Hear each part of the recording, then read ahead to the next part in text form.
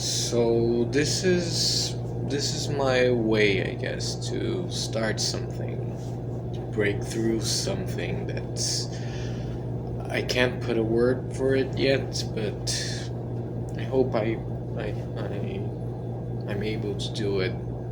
Maybe throughout doing this, maybe some other time. I'm not sure. Have some vague ideas on what I would like to break through. I think it's something that's new, that I can find something that's new. And I don't mean in some kind of spiritual sense or like meaning sense, maybe in a language sense, to be able to articulate new language for whatever this is. And this is not exactly completely non-structured, but it is in a sense very much non-structured. I'm really not sure what I'm doing. I know I'm not trying to teach anybody, at least not in the professorial or hierarchical sense. I think the objective would be more horizontal. I hope I can find maybe a couple people, maybe more, maybe a dozen people that's interested in whatever we could try to be doing. And when I say we, it's kind of a fantasy we, at this moment at least, since it's a first video and there really isn't anybody else right now. But I hope, especially because it's supposed to go on YouTube, and somehow the algorithm, it's kind of weird and seems to engage with somebody, like some person might see it, which might reach that interest them.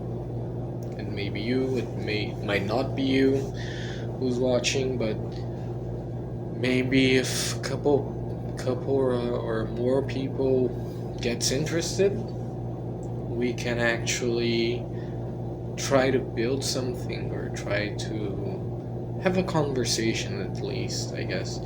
And through this conversation, I think I'm searching for this breakthrough, this other language, as you may. So I'm gonna try to clear things up a bit more. It's already been 3 minutes, but this is supposed to be a kind of intersection between anarchism and psychoanalysis. That's the first point, but let me take a step back, because I said this was going to be on YouTube, and somehow that deeply bugs me. And it kind of, I've been thinking of doing this for a while now. It's been maybe over a year, and I've been pushing it forward, and engaging in writing, but not actually doing it in practice, because I think it's really hard to reach the breakthrough that I imagine, that I fantasize about, through this algorithm. Even though I also understand the tool as a tool, it's in a context, right? It's in this technological, capitalistic, kind of homogeneous power world, and all of that context really affects how these tool works. And I'm not really, even though my fantasy is to break through it, I don't think maybe an unconscious fantasy I might have of being able to break through it, but not consciously. At least I don't imagine that it's really possible that one person would be able to break through whatever this tool has been dominated to be. But I also think that by doing this, maybe we can chisel it a bit. By we, I mean if this goes forward, if this interests other people, and we can somehow make some conversations, maybe even go out of YouTube. I think the internet as a whole and the building of websites and not apps, but the building of the tools in the internet to communicate, those are very less controllable, maybe, or at least they are more manipulable for individuals. So yeah, I think that's point. Maybe start on YouTube, maybe go out of it later. But I do know that we can, at least I feel that I can use YouTube for this goal of trying to use the algorithm, since it seems pretty advanced at this point, to reach people that might be interested on talking about these things and are thinking about these things and might feel similar, or if not similar, they feel compelled to share it with me. Okay, now going back to the topic of anarchism and psychoanalysis, that's also two points that, while I think I'll tag them on the video, I think it's worth it to note that they are placeholders at this moment. And I do consider myself an anarchist, and it is out of this this political ethos that I've been struggling, but still has been on my desire to communicate with other people. Where I live is kind of difficult to create or to communicate these things in the manner that I would like to, at least. It's more hierarchical and very can be very isolating sometimes. So, not that talking to the internet is less isolating. It might be, it might not be, I'm not sure. In any case, I do consider myself an anarchist, and it does stem from this deep feeling that I have towards anarchism, this that I'm trying to propose here, this that I'm trying to propose to myself, at least. A way to talk with other people and try to develop and build something that breaks through. In Ursula's The Dispossessed, there's a kind of idea of an anarchist therapist. And while it's a literary device, I guess, it's more like her fantasy as well. It seems something that interests me, in the sense that how it makes me think, how would we build that? How would an anarchist psychotherapy would work? So there are some questions that arises from there, right? Like, is there a psychotherapy that's not politically aligned? And for starters, my position is that there is none. There is no psychotherapeutic practice that would not be engaged in some kind of political thought, even if it's unconscious or even if it's not intentional, even if the psychotherapists in questions put themselves in a neutral way. They would be either endorsing or what's the word again? They would be reproducing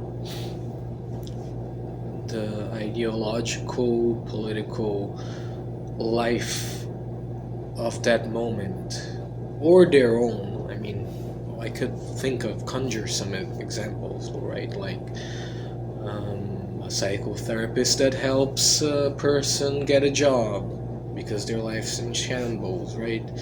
How would they go on about it? I think those are very important questions.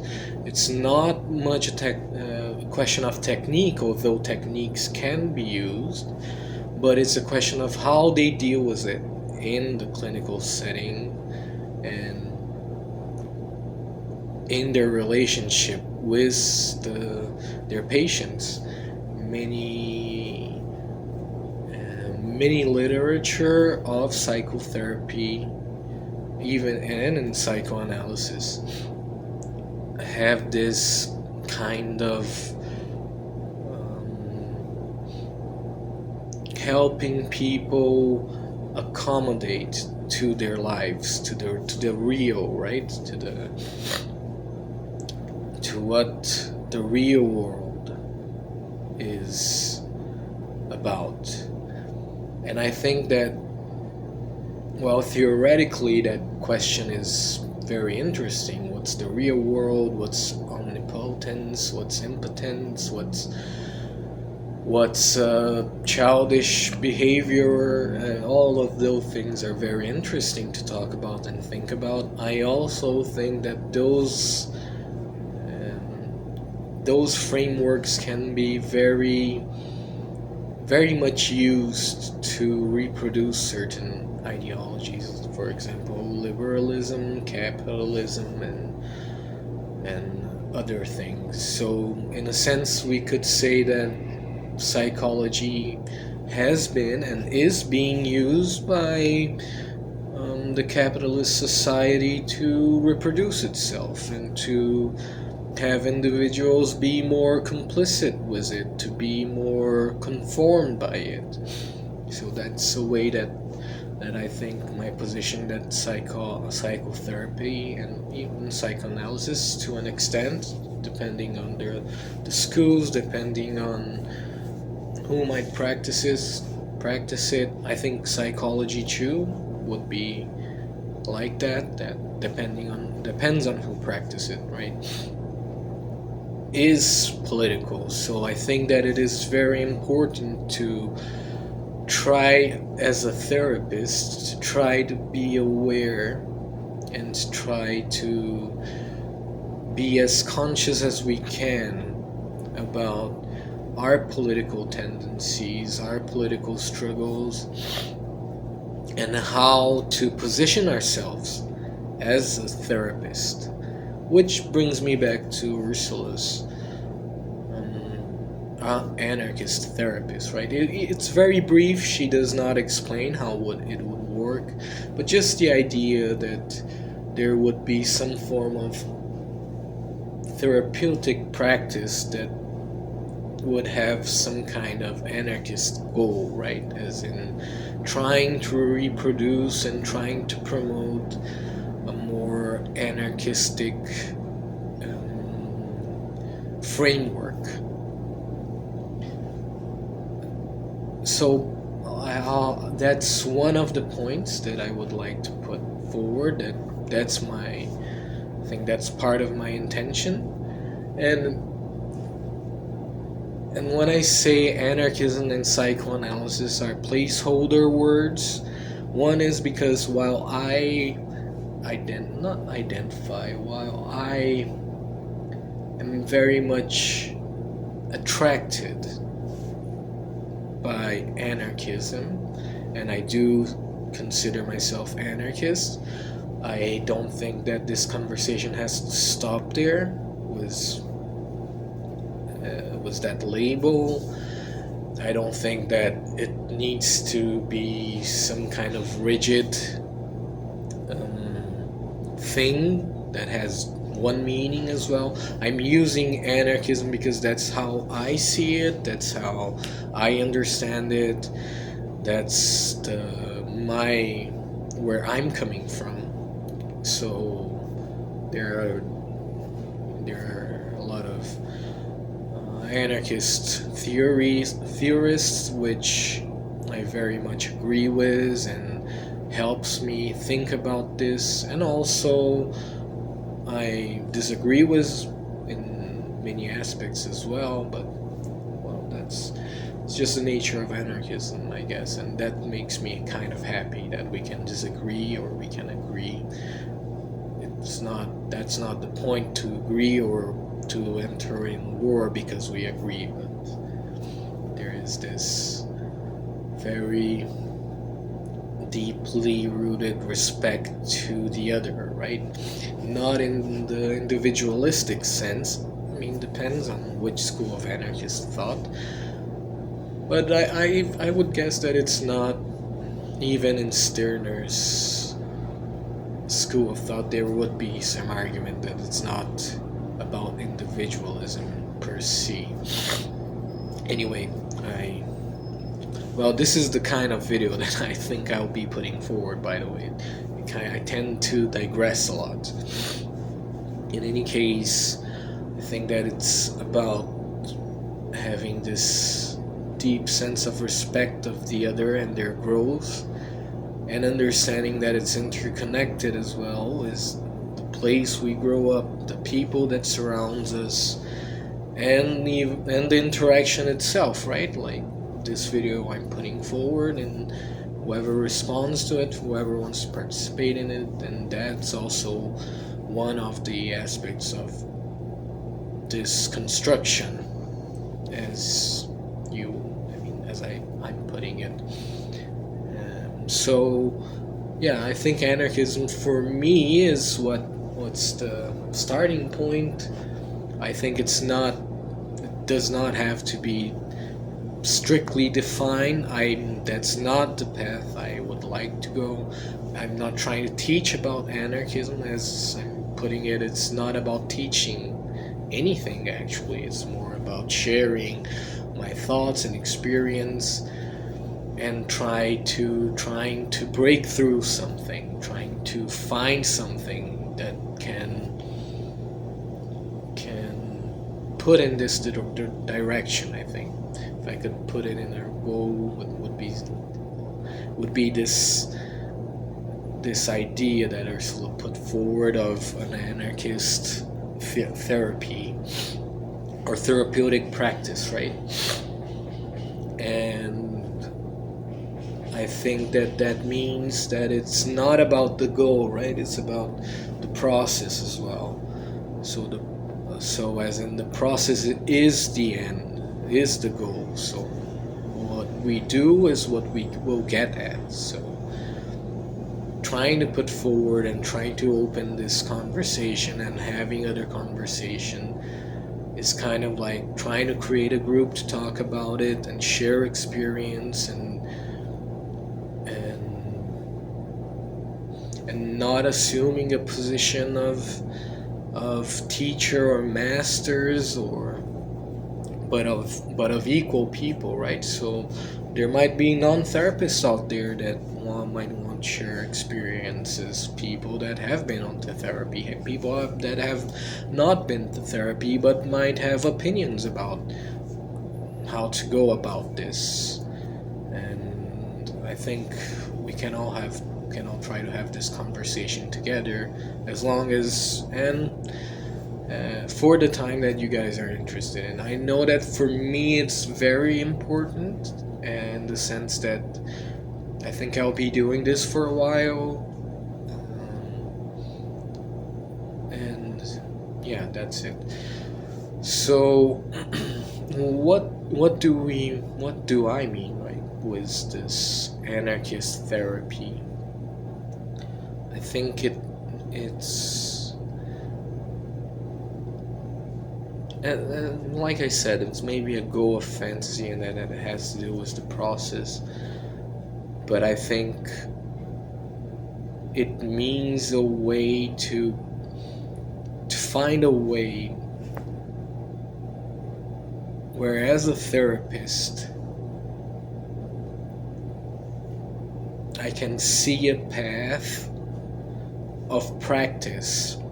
And that doesn't mean of teaching it to my patient anarchism, but to see a path in my practice to be an anarchist, right? Or at least to reject forms of hierarchy and accept the other as an equal, of sharing the responsibility of life together. So all of that, right? Something like that. And then we come to the psychoanalysis word as a placeholder. I use it as a placeholder because I've been a clinical psychotherapist / psychoanalyst for, I think it's going to be 13 years now. And I started as a very Freudian-oriented psychotherapist. I wouldn't have considered myself a psychoanalyst at that point, but through the years I've started to consider myself a psychoanalyst. I think I'm saying I'm considering myself because as an anarchist I would like to tend to try to dissolve a language of the other bestowing onto me some kind of title, right? So a school or a university or a school of psychoanalysis that would bestow onto me the title of psychology or psychotherapist or psychoanalysis.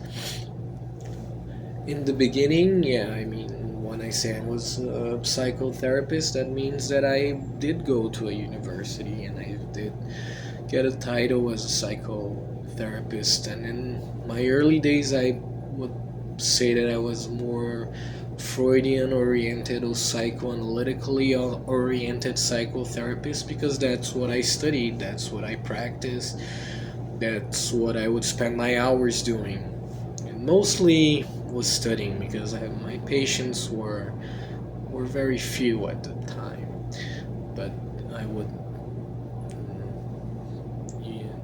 delve into hours and hours studying psychoanalytical theory, especially Freud, and that's where I started. And throughout the years I've been more and more confident to call myself a psychoanalyst and less a psychotherapist, since mostly I use psychoanalytical theory. But that's where I think this feeling of breakthrough comes onto, and it has very much to do with Otto Gross, right? Which I've discovered 4 years ago, maybe. At first, the first time I discovered him was that Dangerous Method movie, which at the time I thought what the movie tried to convey, right? Like he was some sort of madman and an amoral hedonist or whatever. They were very cruel to him on that movie. But that was my first contact, and interestingly, I'm not sure if it's just me. I don't think it's just me who watched that movie and thought this, but he wasn't really, while he was very wild, he was not that interesting to research. It really did focus mainly on Jung's and Freud's life, and well, he was very wild, and somehow that gets to me in the sense that it's interesting to think that such a wild person in a movie, and people it didn't really resonate with people to go after what his story was like, right? So there's very little about him. Even at the time, it seems like most people really didn't. It was not on the internet, right? I'd say, at least not popular. I remember seeing a lot of reviews of the movie, and people talking about Freud and Jung and even Gross, but very little about him. Mostly about the movie and about the book that the movie was based. I'm not sure why I'm talking about the movie this much. The movie isn't really any good, and like most, the actors are very good, and the story is, their narrative is interesting. Not that interesting. Anyways, so I've come into contact with Gross, and he was an anarchist, and he was a psychoanalyst, and that's when it clicked me into me that there was something that could change, right? And there are practices that is not about being bestowing onto us, right? And it's not about somebody teaching us, although there is some kind of pedagogical process, I think, of learning how to be a clinician and having someone with more experience sharing their experiences and practice and thoughts. I think all of those are valid.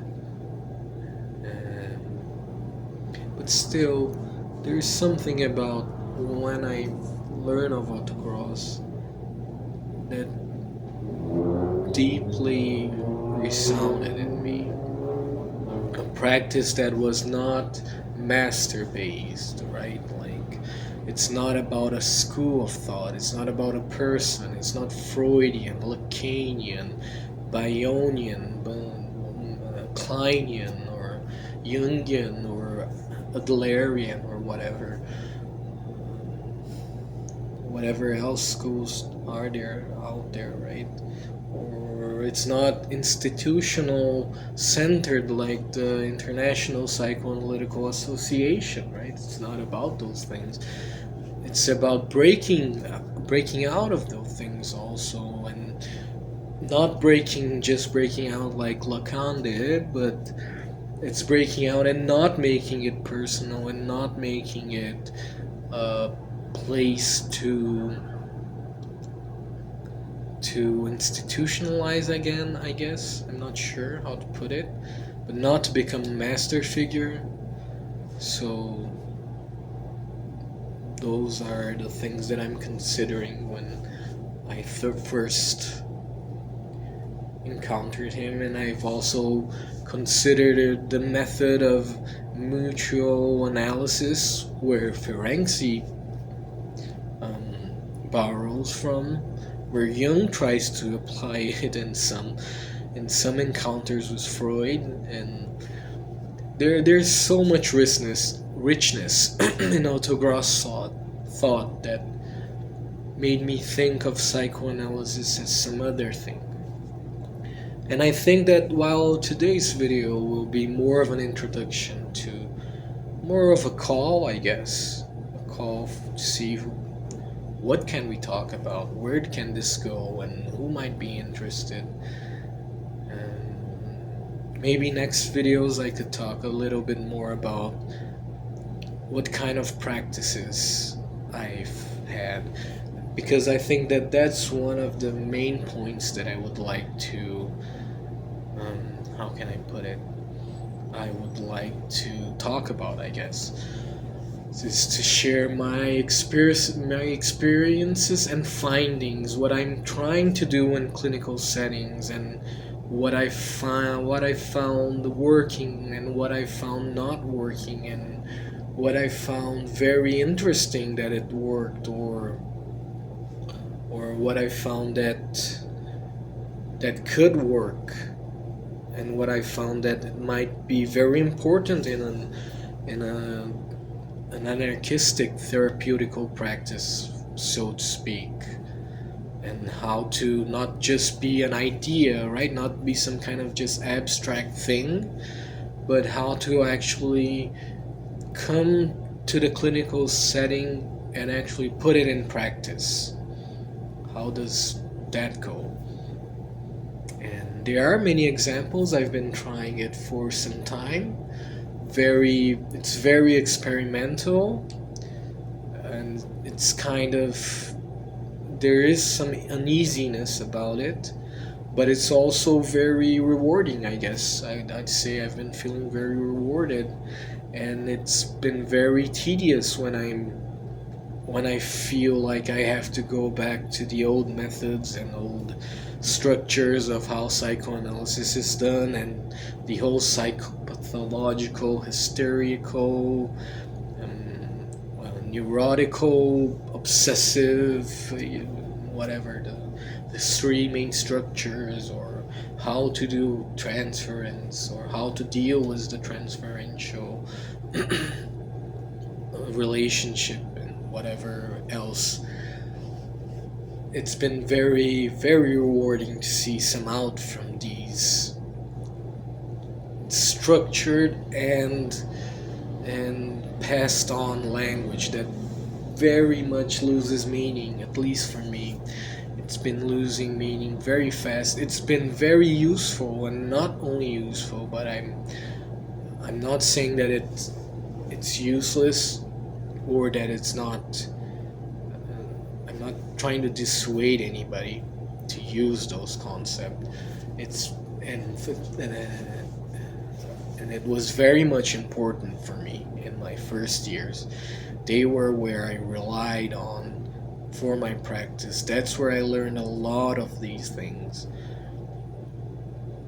But also, they became systematic, and I think that's where it goes wrong. That while it's proposed to be a system, human beings are not actually that much systematized. I mean, it seems like it, but in the clinical setting, we can be very lost also. We can very much lose ourselves onto those systems, onto those techniques, and just adapt to that, and not really see the non-systematic part, which I have been in these 12, 13 years. Very much finding year after year that the non-systematized part is the largest part, is the part that we connect with each other, I guess. Well, in any case, I think 30 minutes, over 30 minutes is enough.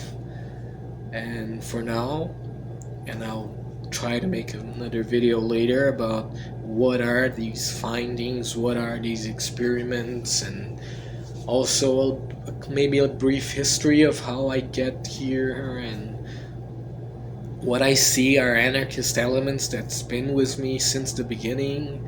Also, I might try to talk about how I come about anarchism at some point, because it's not necessarily a channel about psychoanalysis or psychotherapists or anarchism or the three conjunctions.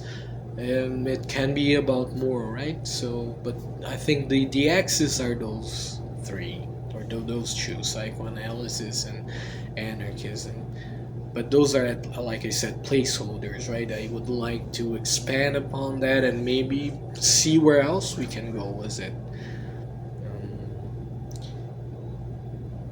And I hope it's not too preachy as well, because that's not the point here. It's not.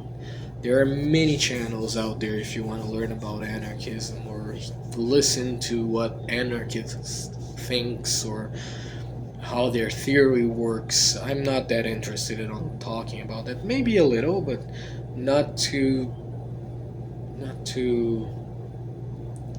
explain it in a teaching way. Like like I said, more talking about it, how I see it, and trying to have a conversation in this medium, which is very, like I said, very much bugs me. I very much feel that maybe this is not the best option, but also I do not know what other options I'd have. It's been a couple of years that I've been struggling about what to do. This is what I found, for at least for the moment, and which I think that it is usable, even in this form, even in this political, global, capitalistic moment we live in, that we can try to use these things to further our goals, at least my goals. And that's pretty much it for now. And